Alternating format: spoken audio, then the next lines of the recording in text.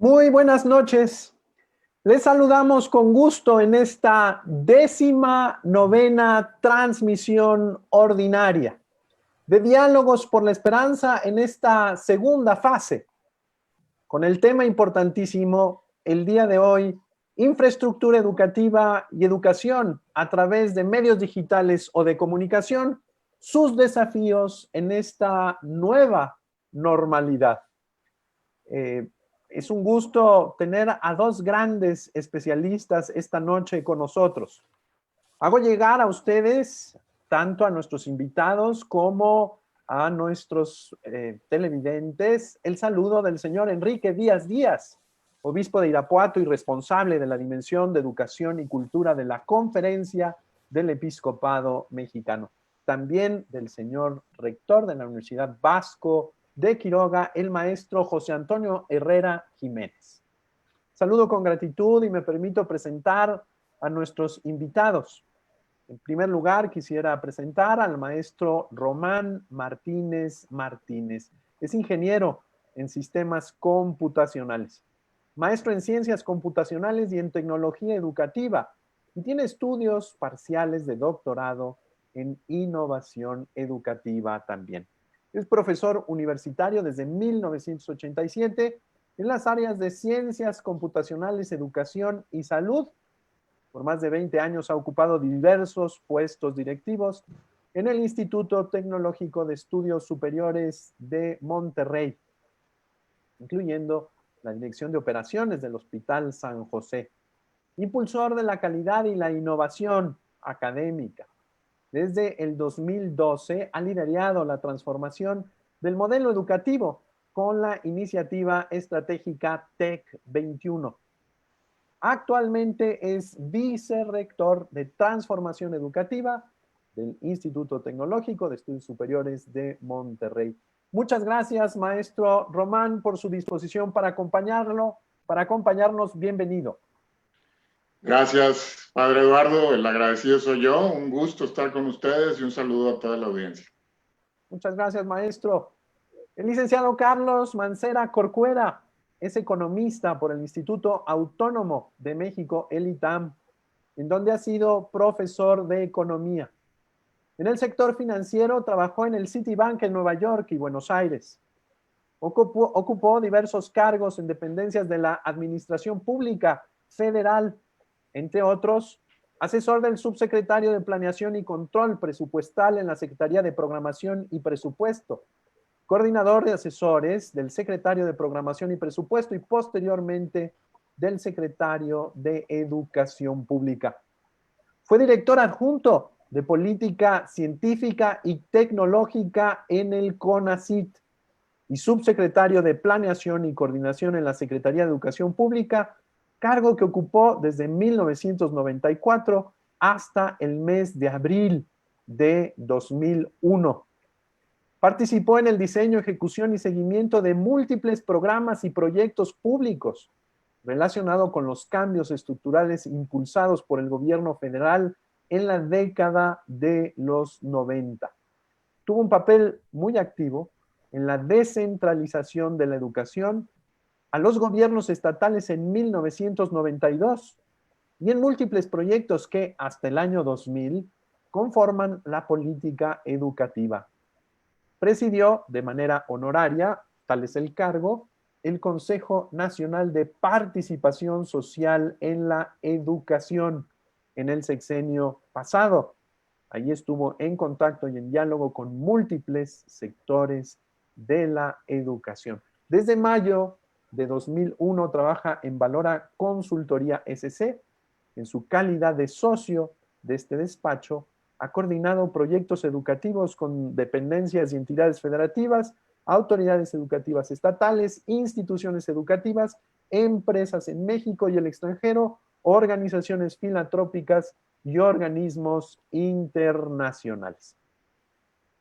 Carlos, muy buenas noches, bienvenido, qué gusto tenerlo aquí con nosotros.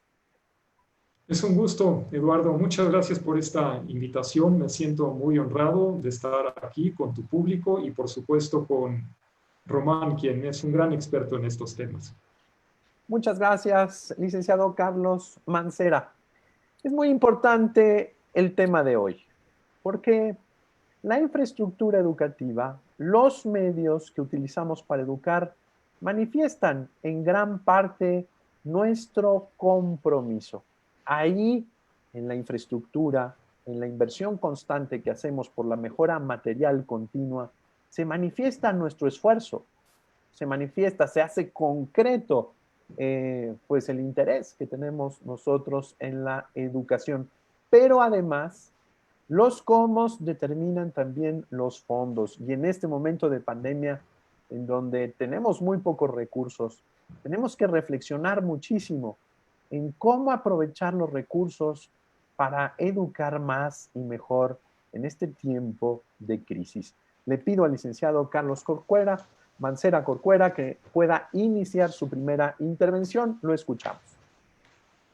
Lo hago con mucho gusto y aprecio de verdad la oportunidad de estar con todos ustedes. Me parece espléndido el título de este foro, Diálogos por la Esperanza. Es algo que nos hace bien a todos, pensar hacia adelante, pensar en la esperanza. Cuando recibí originalmente en un primer momento la invitación del padre Corral para hablar sobre infraestructura educativa y la educación a través de los medios, me vino a la mente mostrar datos y programas sobre inversión física en la educación. Esto puede obedecer a una deformación profesional. Soy economista, para bien o para mal, y además tuve responsabilidades diversas en la administración pública, típicamente relacionadas con programas, manejos de presupuestos. Así es que, pues por esos motivos, quise hacer una investigación exhaustiva, o me dio la tentación de hacer una investigación exhaustiva sobre los números en esta materia. Pero después pensé que en realidad ese no sería un buen enfoque. Algunos datos sí ayudan y por eso los voy a dar en la primera parte de esta exposición. Poquitos, no se angustien. Posteriormente, más bien trataré de hacer algunas reflexiones sobre lo que significan esos números, lo que pueden valer en relación con el propósito de que nuestra educación cuente con los medios materiales para poder ser siempre mejor. Algunos datos, e insisto, prometo que no van a ser muchos. Yo creo que lo más importante de todo, y pues ni modo, hay que reconocerlo, es que México invierte muy poquito, pero de verdad muy poquito, en la calidad de su infraestructura educativa y en el equipamiento de las escuelas. En el mundo, o por lo menos en los países que pertenecen a la OCDE, la Organización para la Cooperación y el Desarrollo Económico, En esa organización están los países con los mejores sistemas educativos del mundo. La inversión física, o sea, en edificios escolares, instalaciones deportivas, culturales, recreativas en las escuelas, más equipamiento, en fin, lo que es tangible, lo que se puede tocar, la inversión física en las escuelas, representa más o menos el 10% de lo que se gasta en educación. 1 de cada 10 pesos que se destinan a la educación tiene como propósito mejorar la calidad de la infraestructura y el equipamiento. En México, esa cifra es de solo 3%. Es decir, invertimos, grosso modo, en términos de nuestras posibilidades, el 30% de lo que invierten otros países.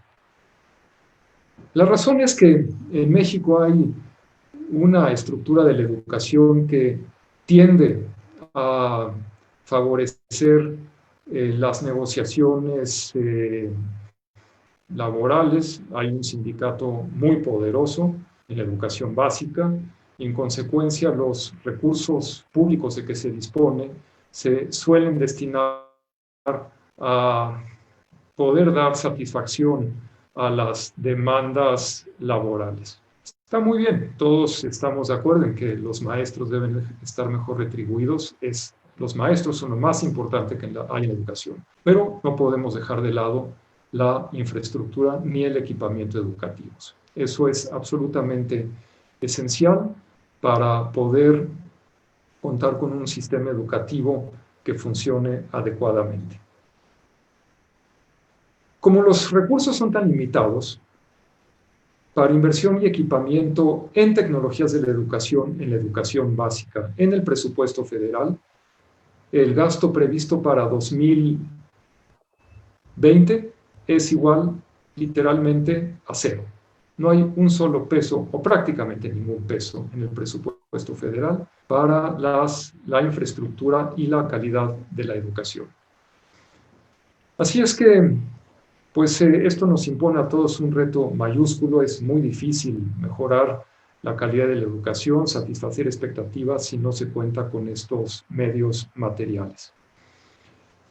Cuando yo fui presidente del Consejo Nacional de Participación Social en Educación en el periodo 2016-2018, lo que más preocupaba y de lo que más hablaban las madres y los padres de familia era sobre las instalaciones de las escuelas, el impermeabilizante, los vidrios y ya no digamos cuestiones como las computadoras y el internet. Y esta preocupación obedece a 2 razones. Una, porque se les pide a los padres de familia que hagan cooperaciones importantes para que las escuelas cuenten con esos elementos básicos. Como el presupuesto público es muy escaso, los padres de familia tienen que invertir. La segunda razón por la que les preocupa es porque se dan cuenta de que es insuficiente. No ven que las escuelas estén en las condiciones materiales que les gustaría y por lo tanto hacen un muy justificado reclamo. Este rezago educativo ha puesto al sistema en un jaque, realmente en una situación muy seria durante la pandemia. ¿Cómo ofrecer la educación básica a todos si no hay infraestructura tecnológica, si no hay equipamiento? Ha habido la respuesta de Aprende en Casa, versión 1, versión 2, a partir de ayer.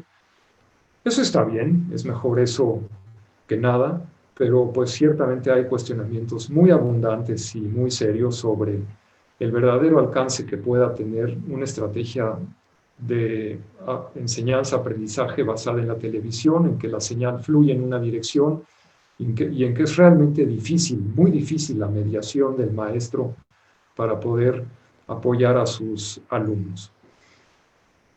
Yo creo que las posibilidades de lograr aprendizajes significativos frente a las dificultades o las imposibilidades que hay para la mediación de los maestros son muy serias. Estas imágenes que han salido en Twitter o en los periódicos ayer y hoy de niños viendo la televisión en el puesto de verduras de la mamá o 3 niños en la mesa del comedor, del pequeño comedor o el espacio para comer en la casa al mismo tiempo, pues realmente son sórdidas en cierta forma. No puede uno tener más que respeto enorme por esas familias que hacen un esfuerzo tremendo por lograr algo, unos aprendizajes, aún en esas condiciones. Yo creo que esta respuesta de aprende en casa pues, está bien en cuanto a que se hizo lo que se pudo. Es una manera de cubrir las expectativas o ciertas expectativas educativas de toda la población, aunque los efectos reales en el aprendizaje vayan a ser muy pocos. Quizás esto haya obedecido a 2 razones, esta fórmula del aprende en casa versión 1 y luego versión 2. Primero, el que es una forma de decir que todos tienen ahora acceso a algún tipo de educación, eso está bien, aunque sea muy limitado.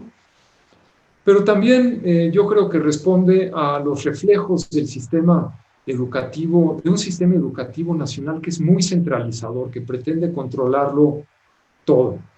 Dar programas de televisión idénticos a todos los niños del país al mismo tiempo, con la misma secuencia, independientemente de cuánto saben o no saben de sus maestros, de las regiones, es una versión, digamos, muy extrema, muy extrema del centralismo educativo. Yo creo que había opciones, como dejar algo más descentralizado, dejar más opciones para los maestros, para los alumnos, dar apoyos para realizar actividades didácticas más interesantes, posiblemente de mayor alcance, como la lectura, la escritura. Muchas lecturas en estas condiciones, eso hubiera sido o sería todavía factible. Escritura, cuánto quisiéramos que los niños escribieran más, que sus maestros estuvieran cerca de ellos en el apoyo para que aprendan esas tareas instrumentales tan fundamentales como la lectura y la escritura. O bien las ciencias, dar mayor peso a la observación, a entender los fenómenos que suceden en torno a los niños sin que haya tantos formalismos como los que suelen tener los planes y programas de estudio. Aspectos de la formación socioemocional en función de las complejas realidades que los alumnos viven. Algo de esto está en los programas de la SEP, algo. Pero el énfasis está en la televisión estandarizada e idéntica para todos. Román va a hablar mucho más sobre el tema, él además es un experto en educación virtual, yo no me voy a extender más, solamente terminaría diciendo que por más bien que lo hagamos en la educación a distancia o en la educación virtual, sobre todo en la educación básica, en la educación media superior y en alguna medida también en la educación superior, la presencial sigue siendo insustituible. El contacto humano es clave. Todas nuestras relaciones que hoy tenemos, o la gran mayoría de las que tenemos por estos medios, con las tecnologías, son posibles porque antes conocimos gente a la que miramos a los ojos, a la que quisimos, con las que compartimos ilusiones, conversaciones, frustraciones, todo lo que hacemos los seres humanos. Así es que ojalá que pronto regresemos a la educación presencial, pero aún en ese escenario, la educación virtual tiene muchísimo que aportar y seguramente jugará un papel de mayor peso hacia adelante. Y yo estoy seguro que Román nos podrá platicar de eso bastante mejor que yo. Muchas gracias, licenciado Carlos Mancera. Muy interesante.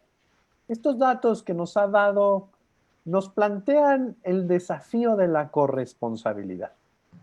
Un país que pues invierte poco en infraestructura puede responder de manera débil frente a las emergencias. Lo decía muy bien el licenciado Carlos, estos datos nos ayudan a despertar la corresponsabilidad. Sí, tenemos el grande desafío de regresar hoy a través de estos medios, pero próximamente, yo creo que en algunos meses más adelante, por supuesto, tenemos que hacer el regreso virtual, pero hay que empezar a pensar en nuestra infraestructura. Es posible meter en un salón de clases con 1 metro de distancia a 30 niños. Es posible lavarles las manos a los niños 3 veces al día, por lo menos cuando entran a mediodía y cuando salen. Es posible que nuestros laboratorios, los espacios de los patios, etcétera, cómo van a ser las entradas, las salidas, la infraestructura es una cuestión que nos condiciona y en algún momento nos determina. Necesitamos empezar a pensar en cómo está esta infraestructura, pero sobre todo la posibilidad de llevar a cabo múltiples acciones buscando la protección de la salud. Muchas gracias, licenciado Carlos. Sin duda será muy interesante escucharlo en su segunda intervención, hablando un poco también de la educación privada. ¿Cuánto invierte la educación privada? ¿Hay por ahí, hay alguna esperanza de decir, bueno, ha invertido un poco más, pero estoy seguro que ya lo veremos? Maestro Román, lo escuchamos, los medios. Los medios son muy importantes, pero son medios. Es decir, el educando es persona, el educador es persona, como muy bien lo señalaba el licenciado Carlos Mancera, y lo importante es que la educación es un proceso educativo personalizante, personalizador, y por supuesto que se lleva a través de las relaciones humanas. ¿Cómo nos ayudan estos medios? Porque sin duda nos ayudan, pero ¿cuáles son también sus límites que tenemos que reconocerlos? Lo escuchamos. Muchas gracias, padre, con todo gusto y excelente marco que nos has dado, Carlos, y bueno, también padre, al hacer todas estas referencias, estos comentarios. Y bueno, no quiero negar esa realidad que tenemos como país, que obviamente no nos hace sentir orgullosos, pero sí quiero dar una mirada un poquito más optimista, espero no tan romántica, un poquito basada en mi experiencia. Y bueno, como bien me presentabas, padre, pues mis años de experiencia son más en la educación universitaria, entonces sí quiero clarificar que no soy un experto en la educación de los niños, pero bueno, he tratado de extrapolar un poquito mis reflexiones hacia eso. Y bueno, como también leíste, soy tecnólogo, apasionado de la tecnología, pero sobre todo apasionado de la tecnología aplicada en la educación. Así ha sido mi vida profesional buscando esto. He tenido el gran privilegio ahora de poder proponer una transformación del modelo educativo en mi institución. Y bueno, la verdad es que quiero decirles que a mí me gusta ver esto que estamos viviendo como una gran oportunidad de cambiar las cosas, de catapultar muchas cosas que vienen, obviamente teniendo el compromiso y el apoyo, la corresponsabilidad, como bien decías, padre, de todos.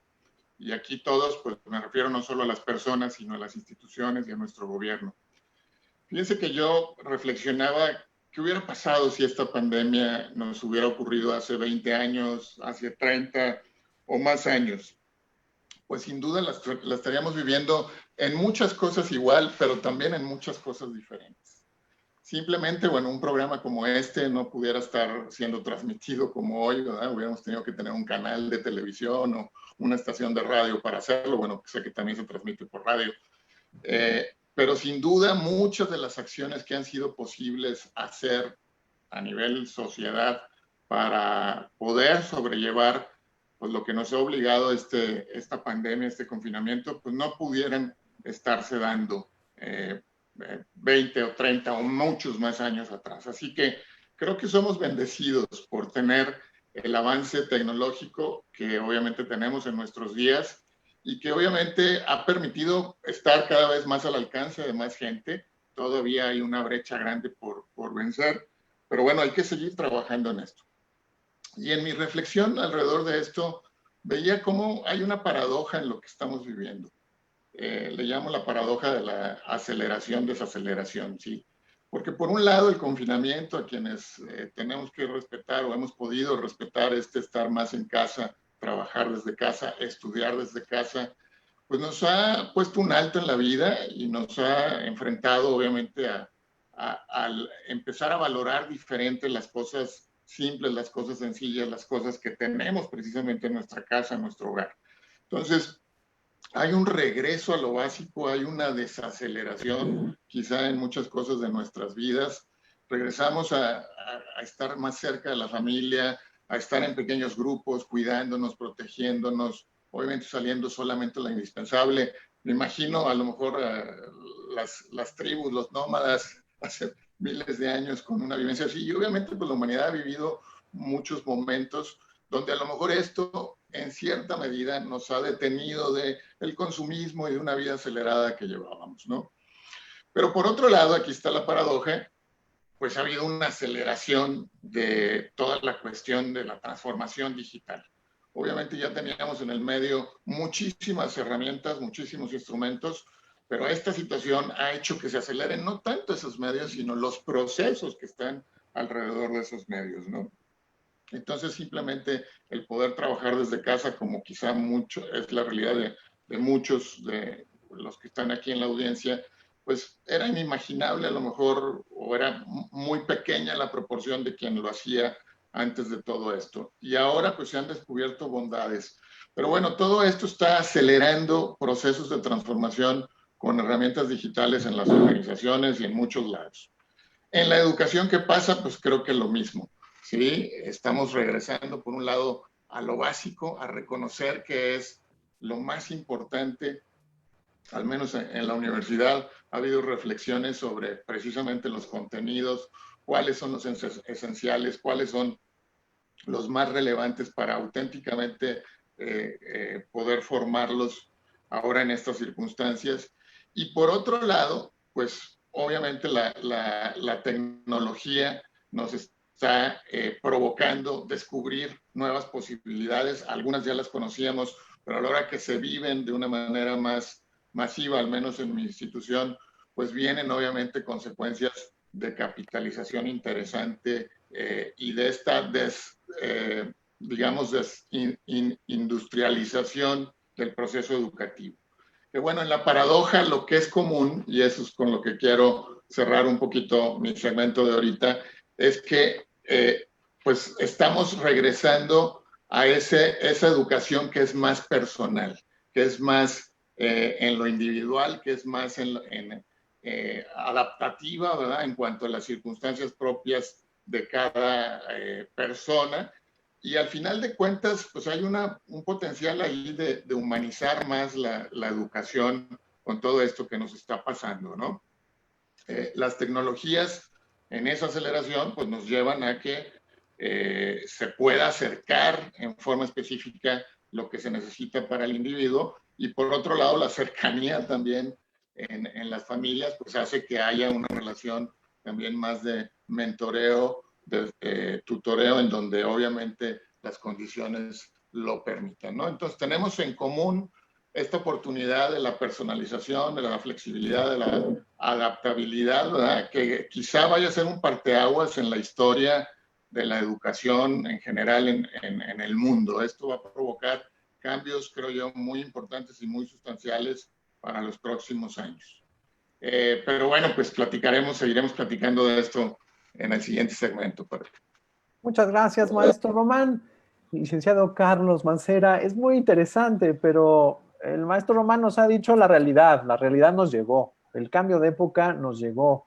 No solamente es el problema de la pandemia, sino que ya estábamos en un cambio de época, es decir, ya estábamos inquietos por modificar algunos paradigmas, y el paradigma tecnológico, por supuesto, nos había empujado a reflexionar ampliamente sobre la educación formal, la educación no formal, todas las instituciones. Sin duda alguna, usted es uno de los hombres, como bien lo decía, con los números en la cabeza, pero no solamente esos números fríos. En este Consejo Nacional de Participación Social de la Educación, tuvo la oportunidad de tocar cada una de las comunidades, de las realidades, la educación indígena, la educación de adultos, la educación para personas con alguna discapacidad, etcétera. Es decir, si hay alguien que tiene la radiografía también, el pulso, no solamente cuantitativo, sino cualitativo, es usted. Por lo tanto, nos seguimos escuchando sobre esta cuestión de este momento particular, la infraestructura, nuestras capacidades y, por supuesto, esta cuestión de los medios de comunicación que entran dentro de la parte de la infraestructura. Lo escuchamos. Muchas gracias, padre. La infraestructura educativa tiene que irse ajustando a las nuevas realidades. Hay que invertir más, mucho más que lo que hemos venido gastando en el equipamiento, en las escuelas, pero además yo creo que también hay que hacerlo diferente. Hoy hay que dar más peso a aspectos socioemocionales en la formación de niños y jóvenes. Entonces, las instalaciones deportivas, por ejemplo, que han estado en muchas escuelas, sí, pero no en todas, deben hoy ser un aspecto quizás más importante de aquello en lo que haya que poner el acento.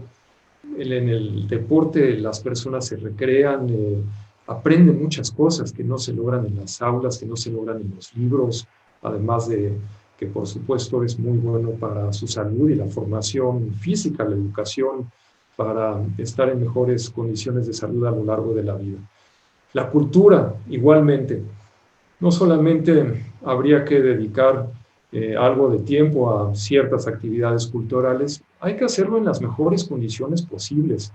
Es decir, que haya sitios en las escuelas en los cuales se pueda practicar mejor, se puedan practicar mejor las actividades artísticas, a lo mejor un salón de música o por lo menos instrumentos musicales que estén a disposición de los niños, un auditorio que también pueda funcionar como teatro y que ahí se practique esa actividad. En fin,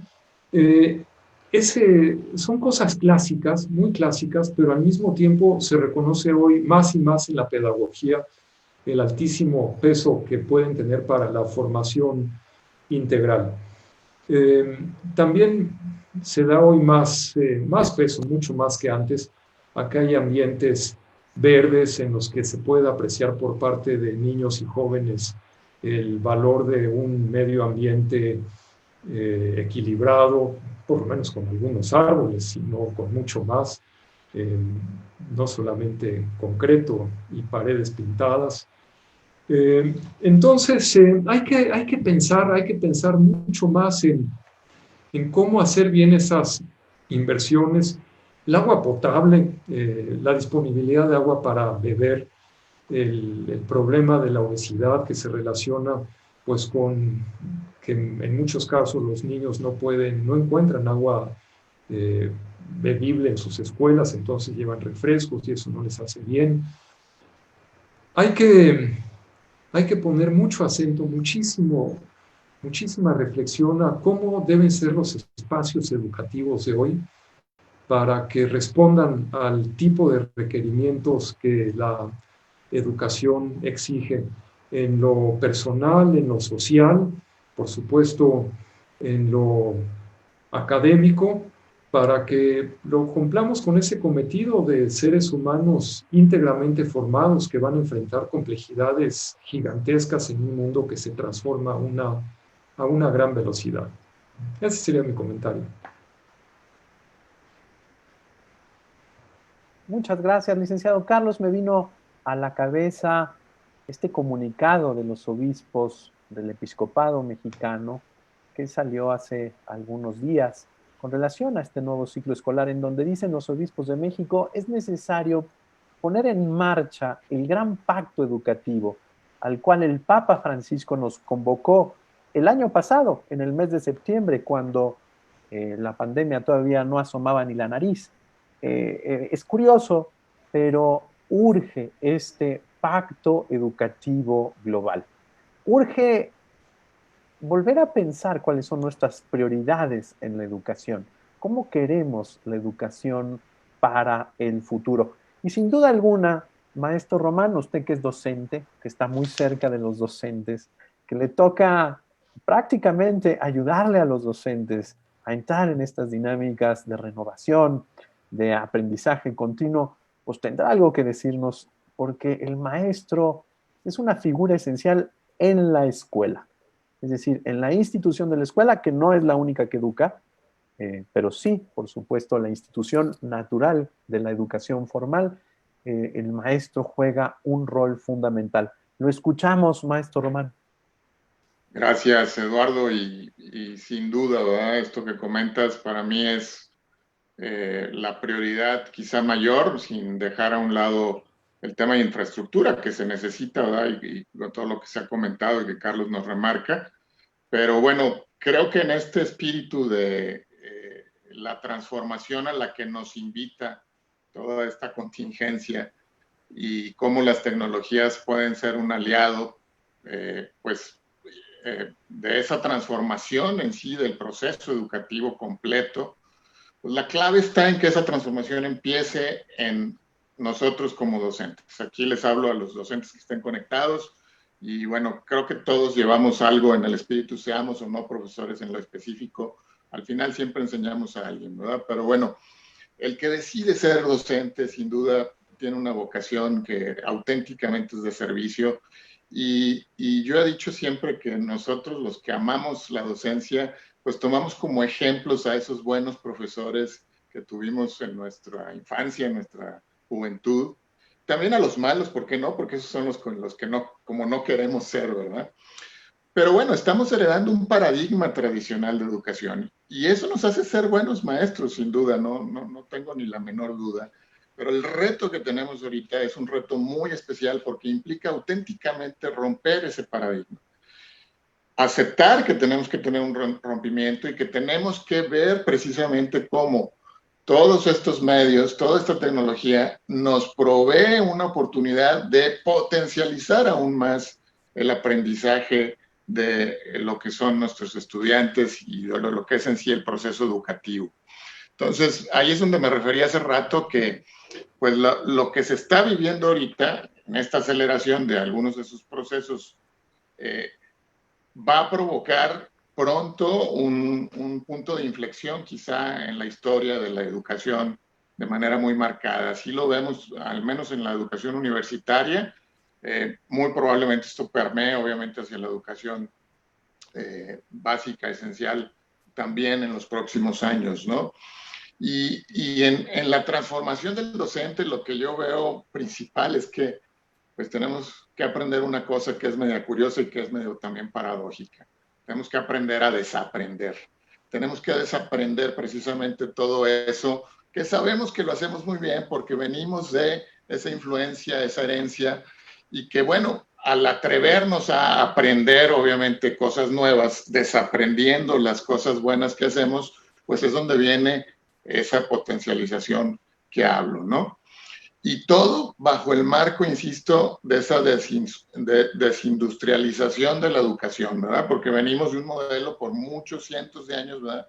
Donde pues es muy industrializado el proceso educativo y tenemos ahora la oportunidad de regresar incluso pues a la época de los filósofos griegos, ¿verdad? Del modelo del maestro aprendiz, ¿verdad? De una manera más personal y eso al final es bien importante y además es una gran oportunidad de humanizar todavía más, pues obviamente el proceso educativo.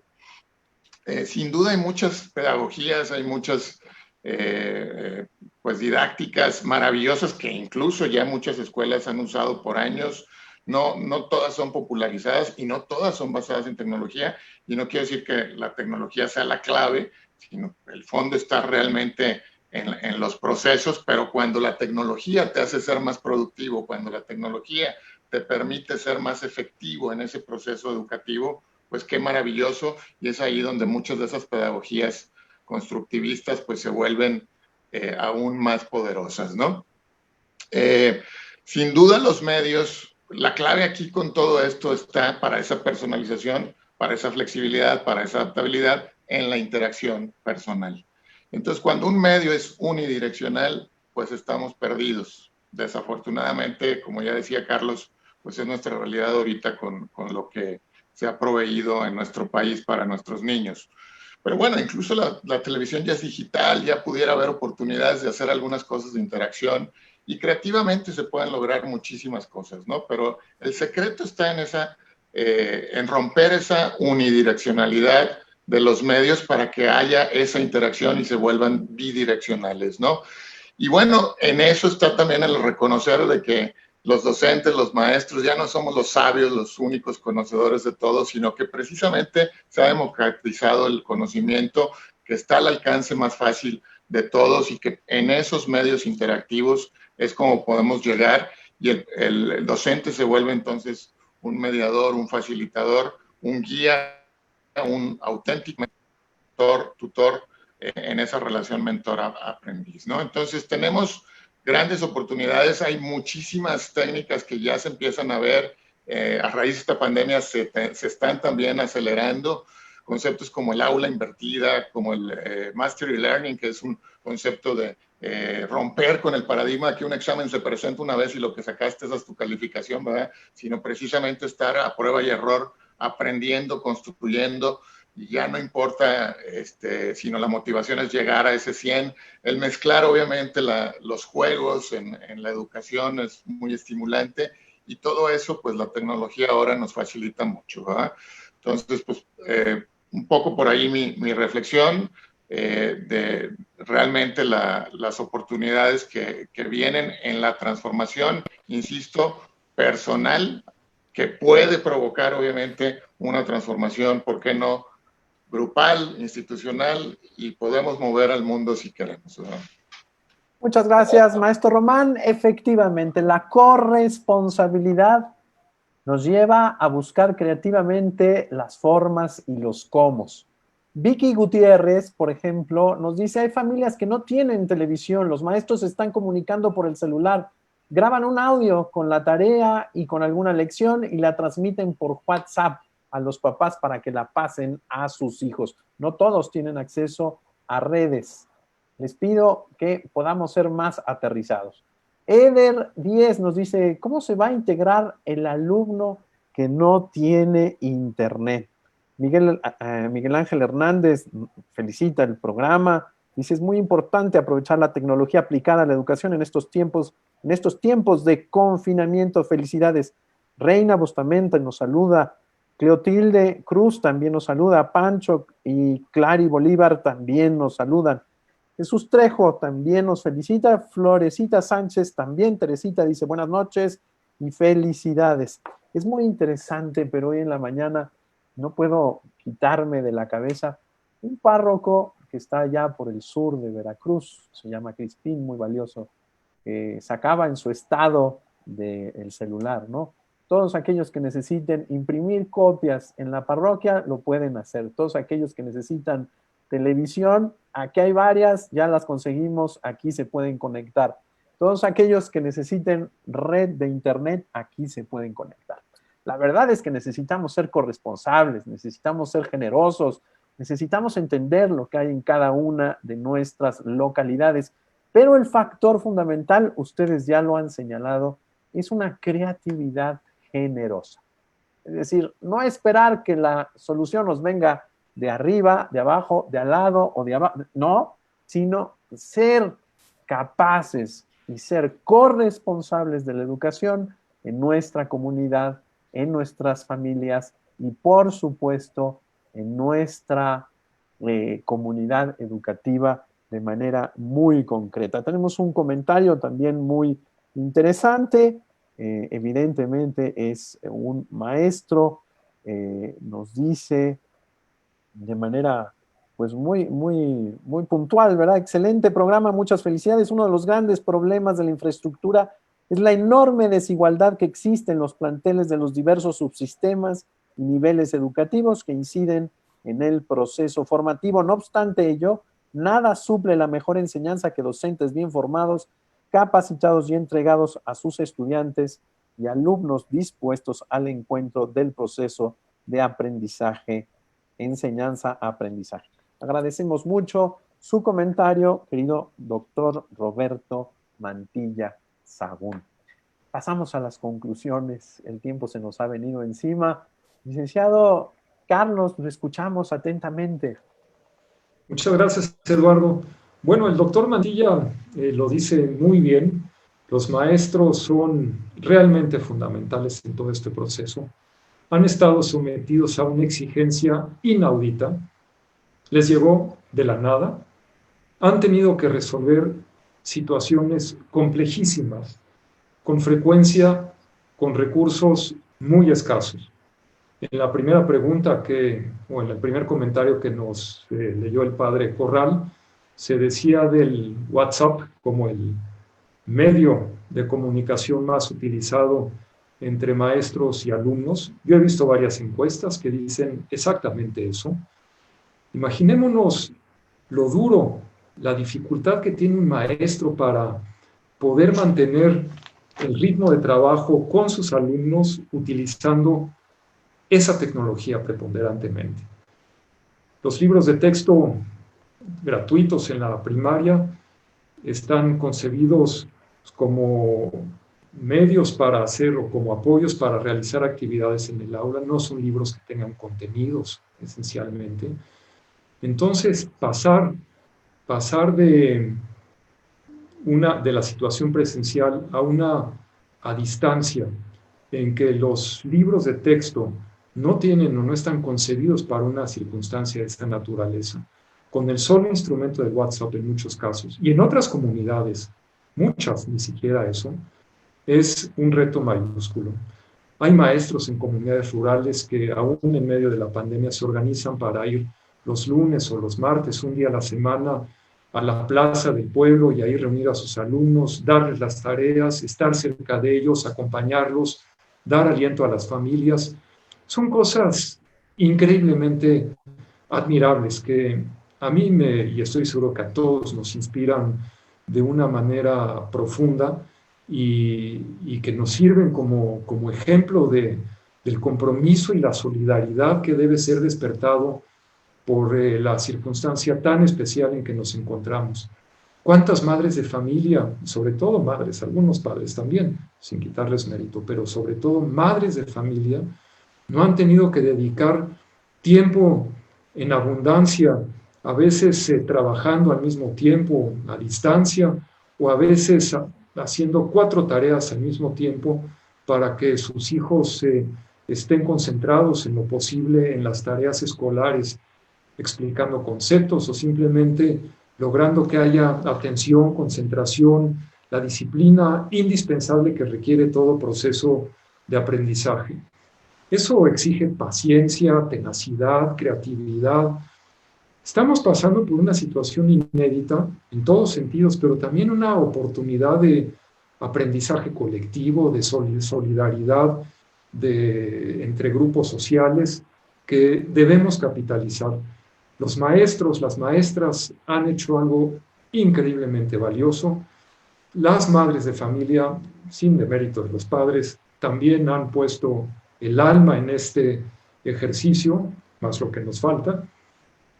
Y bueno, pues también las escuelas, los directores, las autoridades educativas en la medida de sus posibilidades o de sus capacidades, muchas escuelas privadas que están metidas en cuerpo y alma en también asegurar el contacto con sus alumnos, la continuidad en el proceso académico, el estímulo por el aprendizaje, el que no se pierda el contacto entre los alumnos.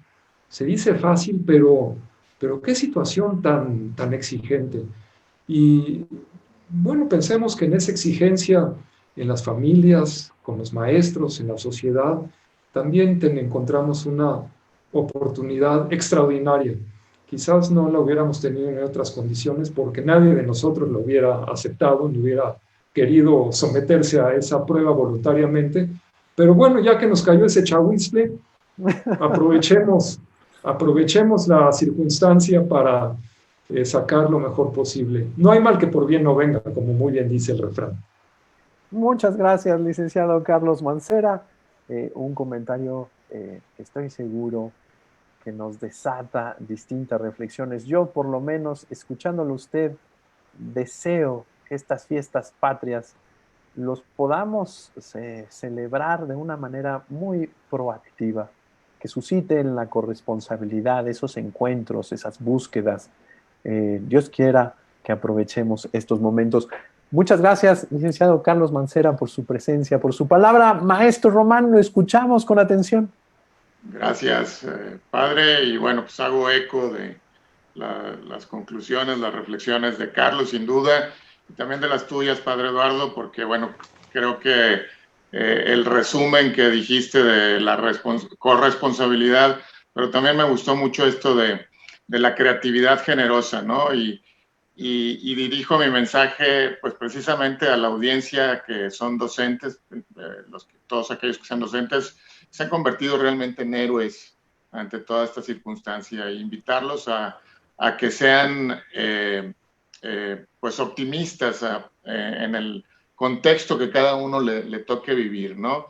Obviamente tendremos muchos docentes que tienen la fortuna a lo mejor de trabajar en alguna escuela privada o en alguna escuela con un poquito de más infraestructura, pues aprovechar esta oportunidad de transformarse y de toda la inversión de tiempo que metan, el trabajo que les está costando, estoy seguro que va a redituar en lo que viene pronto al regresar a la presencialidad. Y quienes no tienen las facilidades, pues también mi reconocimiento, creo que este ejemplo también del WhatsApp es un magnífico ejemplo para decir cómo la vocación de servicio hace que busquemos los medios, que busquemos las formas, y al final de cuentas lo más importante es ese contacto en lo personal con cada uno de los estudiantes, ¿no? También los padres de familia y las madres, como dice Carlos, son héroes en este momento, ¿verdad? Y bueno, pues ver con optimismo cómo esto nos permite estar más cercano de nuestros hijos, cómo estar pues también educándolos, ya no con esa dependencia que a lo mejor fácilmente dejábamos en la escuela, sino hacer auténticamente la educación también en casa de las cosas que son más allá, obviamente, de los conocimientos propios de la escuela, ¿no? Y bueno, pues un llamado a los que son líderes, a los que son responsables, obviamente, de las escuelas, a los que son responsables de organizaciones y de nuestro gobierno, pues para aceptar también esta invitación que nos pone esta circunstancia, pues para ser mejores cada día, ¿no?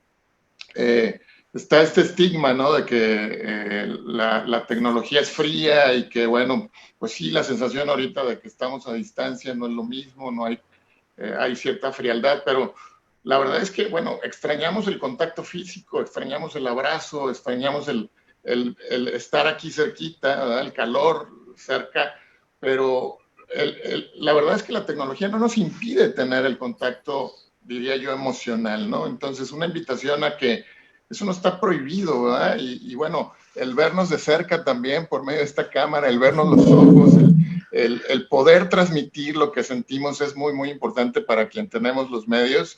Y bueno, no quiero decir que eso sustituya, pero sí en gran medida hace mucho para seguir llevando pues este reto que tenemos ahorita. Y sobre todo, bueno, hay ejemplos impresionantes. Yo como profesor también lo puedo atestiguar, ¿verdad? Porque todo este periodo me ha acercado más a mis alumnos, los alumnos han generado más confianza, irónicamente ahora a través de una cámara, ¿no? Y bueno, la oportunidad de acompañarlos emocionalmente, de apoyarlos también en su sentir, pues para aquellos que tenemos la vocación es un privilegio también esta oportunidad que ahora se nos da. Entonces, bueno, pues veamos también optimistamente y con mucha actitud, mucha creatividad generosa, como bien dijiste, Eduardo, pues estos retos que tenemos. Muchas gracias, maestro Román. Es tiempo de centrarnos en un pacto educativo global. Sociedad, escuelas, por supuesto, y las instituciones de la sociedad, entre ellas también, por supuesto, la familia, la iglesia, el empresariado. Me parece que hoy el grande desafío de nuestras autoridades y de todos los ciudadanos corresponsables del bien público temporal es articular esfuerzos encarnados, concretos, en beneficio de cada escuela de nuestras comunidades. La escuela es un lugar público en donde todos tenemos que ayudar, no solo nos tiene que servir. Licenciado Carlos, muchas gracias. Muchas gracias, padre. De verdad, un gran gusto y es una oportunidad extraordinaria para poder compartir algunas reflexiones y escuchar otras muy valiosas. Es un consultor que yo digo tiene su corazón en lo público, en lo privado, en la sociedad y en el ámbito global. Le agradecemos mucho su presencia, sabemos que su tiempo es muy valioso. Maestro Román, señor vicerrector, muchas gracias por compartirnos toda su experiencia también y por supuesto esta capacidad de ver la tecnología sin olvidar al sujeto que la utiliza. Hoy esto es muy importante reconocerlo, en la educación está la persona al centro. Muchas gracias a la Universidad Vasco de Quiroga, muchas gracias a nuestro productor ejecutivo, el licenciado José Martínez, a todo el equipo de la Universidad Vasco de Quiroga y también, por supuesto, a nuestro equipo de la Dimensión de Pastoral Educativa y de Cultura de la Conferencia del Episcopado. Los esperamos el próximo martes con una edición muy especial. Nos despedimos. Buenas noches. Gracias. Ayúdenos a difundir, por favor. Hasta luego. Buenas noches.